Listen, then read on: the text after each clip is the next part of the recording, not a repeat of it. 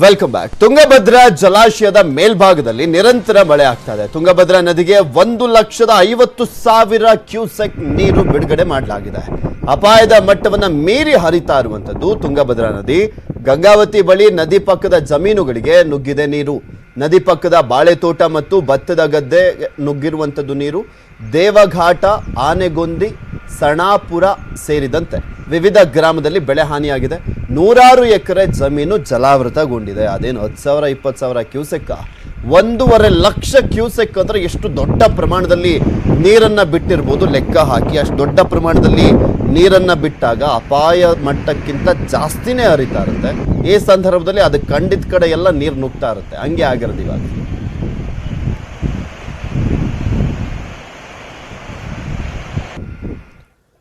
ತುಂಗಭದ್ರಾ ಡ್ಯಾಂನಿಂದ ನೀರನ್ನ ಬಿಡುಗಡೆ ಮಾಡಲಾಗಿದೆ. ನದಿಯ ದೃಶ್ಯ ವೈಭವ ಡ್ರೋನ್ನಲ್ಲಿ ಸೆರೆಯಾಗಿದೆ.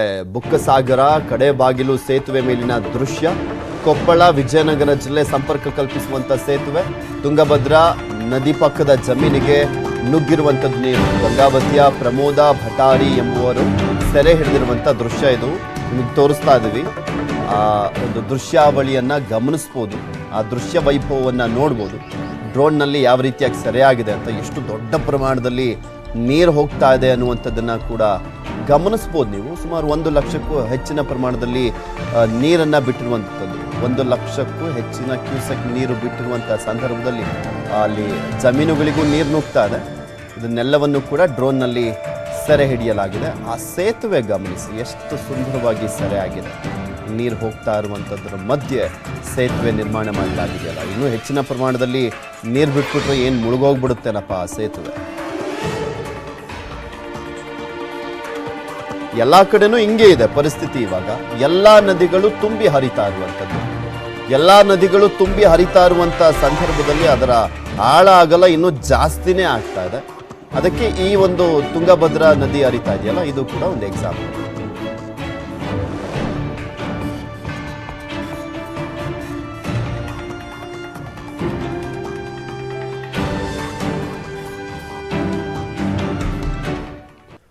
ಕೊಡಗು ಜಿಲ್ಲೆಯಲ್ಲಿ ಮುಂದುವರೆದಿರುವಂಥದ್ದು ಮಹಾಮಳೆ ಅವಾಂತರ. ಮಡಿಕೇರಿ ಮಂಗಳೂರು ಹೆದ್ದಾರಿಯಲ್ಲಿ ಮೂಡಿರುವಂಥದ್ದು ಬಿರುಕು. ಮಂಗಳೂರು ಸಂಪರ್ಕ ಕಲ್ಪಿಸುವಂಥ ರಾಷ್ಟ್ರೀಯ ಹೆದ್ದಾರಿ 275 ಆ ಸಂಪರ್ಕ ಏನಿತ್ತಲ್ಲ ಮಾರ್ಗ, ಅದನ್ನು ಕೂಡ ಬಂದ್ ಮಾಡಲಾಗಿದೆ. ಮಡಿಕೇರಿ ಮಂಗಳೂರು ಹೆದ್ದಾರಿಯಲ್ಲಿ ಆ ರಸ್ತೆ ಬಿರುಕು ಬಿಟ್ಟಿರುವಂಥದ್ದು. ಮಡಿಕೇರಿ ತಾಲೂಕಿನ ದೇವರಕೊಲ್ಲಿ ಬಳಿ ಹೆದ್ದಾರಿ ಬಿರುಕು ಬಿಟ್ಟಿದೆ. ಹೆದ್ದಾರಿಯ ಒಂದು ಭಾಗದಲ್ಲಿ ಹರಿತಾ ಇರುವಂಥದ್ದು ನೀರು. ಹೆದ್ದಾರಿಯ ಮತ್ತೊಂದು ಭಾಗದಲ್ಲಿರುವಂಥ ಬೆಟ್ಟ. ಹೆದ್ದಾರಿಯ ಒಂದು ಭಾಗಕ್ಕೆ ಬ್ಯಾರಿಕೇಡ್ ಅನ್ನು ಹಾಕಿ ಸಂಚಾರವನ್ನ ನಿಯಂತ್ರಣ ಮಾಡುವಂಥ ನಿಟ್ಟಿನಲ್ಲಿ ಪ್ರಯತ್ನ ಪಡಲಾಗ್ತಾ ಇದೆ. ಅಲ್ಲಿ ಮತ್ತಷ್ಟು ಕುಸಿದಲ್ಲಿ ಮಡಿಕೇರಿ ಮಂಗಳೂರು ಸಂಪರ್ಕ ಬಂದಾಗೋಗ್ಬಿಡುತ್ತೆ. 2018ರಿಂದ ನಿರಂತರವಾಗಿ ಕುಸಿತಾ ಇರುವಂಥ ರಾಷ್ಟ್ರೀಯ ಹೆದ್ದಾರಿ. ಮಡಿಕೇರಿಯ DC ಕಚೇರಿ ಬಳಿ ತಡೆಗೋಡೆ ಸ್ಲ್ಯಾಬ್ಗಳನ್ನು ಹಾಕಲಾಗಿದೆ. ಅದು ಉಬ್ಬಿದ್ರಿಂದ ಈಗಾಗಲೇ ಹೆದ್ದಾರಿಯಲ್ಲಿ ಸಂಚಾರಕ್ಕೆ ನಿರ್ಬಂಧಿಸಲಾಗ್ತಾ ಇದೆ. ಇದೀಗ ರಸ್ತೆಯಲ್ಲಿ ಬಿರುಕು ಮೂಡಿರುವಂಥ ಹಿನ್ನೆಲೆಯಲ್ಲಿ ವಾಹನ ಸವಾರರಿಗೆ ಮತ್ತಷ್ಟು ಟೆನ್ಷನ್ ಕ್ರಿಯೇಟ್ ಮಾಡ್ತಾ ಇದೆ. ಒಂದು ಕಡೆ ಅಲ್ಲಿ ರಾಷ್ಟ್ರೀಯ ಹೆದ್ದಾರಿ 275 ಅದು DC ಕಚೇರಿ ಬಳಿ ಇರುವಂಥದ್ದು. ಸ್ಲ್ಯಾಬ್ಗಳು ಕೂಡ ಕುಸಿಯುವ ಹಂತದಲ್ಲಿರುವಂಥದ್ದು. ಕೆಳಗಡೆ ನೋಡಿ, ಅದು ಯಾವುದೋ ಒಂದು ಮರದ ಸಪೋರ್ಟನ್ನು ಕೊಟ್ಟಿದ್ದಾರೆ. ಮರದ ಸಪೋರ್ಟ್ ಅನ್ನ ಕೊಟ್ಬಿಟ್ಟು ಆ ಸ್ಲ್ಯಾಬ್ಗಳು ಉದುರದಂತೆ ಸಪೋರ್ಟ್ ಅನ್ನು ಕೊಟ್ಟಿದ್ದಾರೆ. ಮತ್ತು ಒಂದ್ ಕಡೆ ಆ ರಾಷ್ಟ್ರೀಯ ಹೆದ್ದಾರಿನೇ ಮಧ್ಯ ಎಲ್ಲ ಬಿರುಕು ಬಿಡ್ತಾ ಇದೆ. ಅಲ್ಲಿ ಪೊಲೀಸ್ ಬ್ಯಾರಿಕೇಡ್ಗಳನ್ನು ಹಾಕಿರುವಂಥದ್ದನ್ನು ಕೂಡ ನೀವು ಗಮನಿಸ್ಬೋದು. ಹಿಂಗಿದೆ ಪರಿಸ್ಥಿತಿ. ಅಲ್ಲಿ ನಿರಂತರವಾಗಿ ಸುರಿತಾ ಇರುವಂಥ ಹಿನ್ನೆಲೆಯಲ್ಲಿ ಮಳೆ. ಇದರ ಬಗ್ಗೆ ಅಲ್ಲೊಂದು ಪ್ರತ್ಯಕ್ಷ ವರದಿಯನ್ನು ಕೊಟ್ಟಿದ್ದಾರೆ ನಮ್ಮ ಮಡಿಕೇರಿಯ ಪ್ರತಿನಿಧಿ ರವಿ. ನೋಡ್ಕೊಂಬರೋಣ. ಕೊಡಗಿನಲ್ಲಿ ಕಳೆದ 20 ದಿನಗಳಿಂದ ನಿರಂತರವಾಗಿ ಮಳೆ ಸುರಿತಾನೆ ಇದೆ. ಪರಿಣಾಮವಾಗಿ ಸಾಕಷ್ಟು ಕಡೆ ಅಲ್ಲಲ್ಲೇ ಕೆಲವು ಅನಾಹುತಗಳು, ಅವಾಂತರಗಳು ಸೃಷ್ಟಿಯಾಗ್ತಾನೆ ಇದೆ.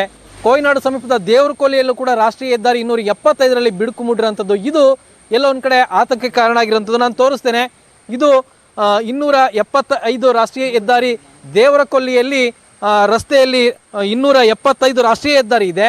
ರಾಷ್ಟ್ರೀಯ ಹೆದ್ದಾರಿಯಲ್ಲಿ ಬಿರುಕು ಕಾಣಿಸ್ಕೊಂಡಿರೋಂಥದ್ದು. ಈ ಹಿನ್ನೆಲೆಯಲ್ಲಿ ಈಗಾಗಲೇ ಜಿಲ್ಲಾಡಳಿತ ಸಂಪೂರ್ಣವಾಗಿ ಇಲ್ಲಿಗೆ ಬ್ಯಾರಿಕೇಡನ್ನು ಹಾಕಿ ಒಂದು ಭಾಗದಲ್ಲಿ ರಸ್ತೆ ಸಂಚಾರವನ್ನು ಬಂದ್ ಮಾಡಿರೋಂಥದ್ದು ನೋಡ್ಬೋದು. ನಮಗೆ ಅಲ್ಲಿ ಆ ಭಾಗದಲ್ಲಿ ಸಂಪೂರ್ಣವಾಗಿ ಒಂದು ಸ್ಟೆಪ್ ಕಾಣುತ್ತೆ.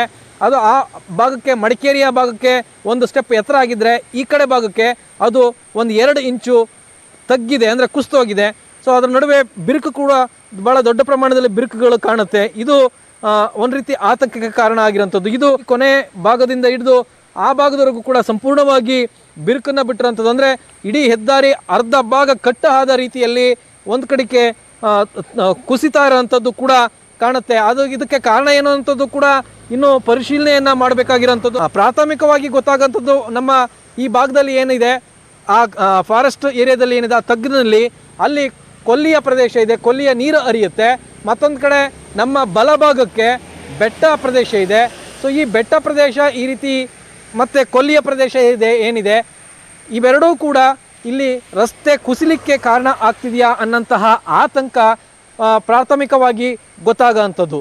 ಸೊ ಒಂದು ವೇಳೆ ಏನಾದ್ರೂ ಈ ರೀತಿ ರಾಷ್ಟ್ರೀಯ ಹೆದ್ದಾರಿ ಸಂಪೂರ್ಣವಾಗಿ ಏನಾದರೂ ಕುಸಿದಿದ್ದೇ ಆದರೆ ಕೊಡಗು ಮತ್ತು ಮಂಗಳೂರಿಗೆ ಸಂಚಾರ ಸಂಪೂರ್ಣವಾಗಿ ಸ್ಥಗಿತ ಆಗುತ್ತೆ.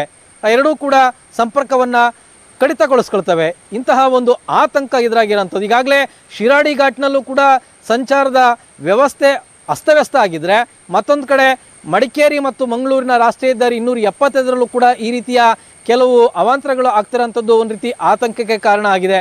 ರವಿ ಎಸ್ ಹಳ್ಳಿ, ನ್ಯೂಸ್ ಸಿಟಿ ಕನ್ನಡ, ಕೊಡಗು. ಚಿಕ್ಕಮಗಳೂರಿನಲ್ಲಿ ಭಾರಿ ಮಳೆಗೆ ದಶಕಗಳ ಬಳಿಕ ಕೋಡಿ ಬಿದ್ದಿದೆ ಐತಿಹಾಸಿಕ ಬೆಳವಾಡಿ ಕೆರೆ. ಕೋಡಿ ಬಿದ್ದಿರುವಂಥದ್ದು ಹೊಯ್ಸಳರ ಕಾಲದ ಬೆಳವಾಡಿ ಕೆರೆ. ಇದು ದಶಕಗಳ ಬಳಿಕ ಕೋಡಿ ಬಿದ್ದಿರುವಂಥದ್ದು. ಹಾರ್ನಹಳ್ಳಿ ಚಿಕ್ಕಮಗಳೂರು ಮಾರ್ಗದ ಮಧ್ಯೆ ಬರುತ್ತೆ ಈ ಕೆರೆ. ಇದು ತುಂಬಿದೆ.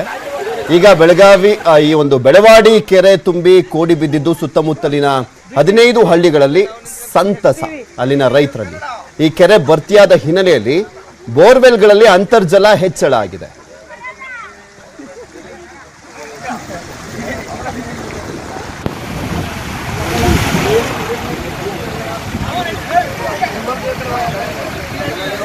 ಎಲ್ಲ ಮುಚ್ಚೋಗಿದೆ. ಅದು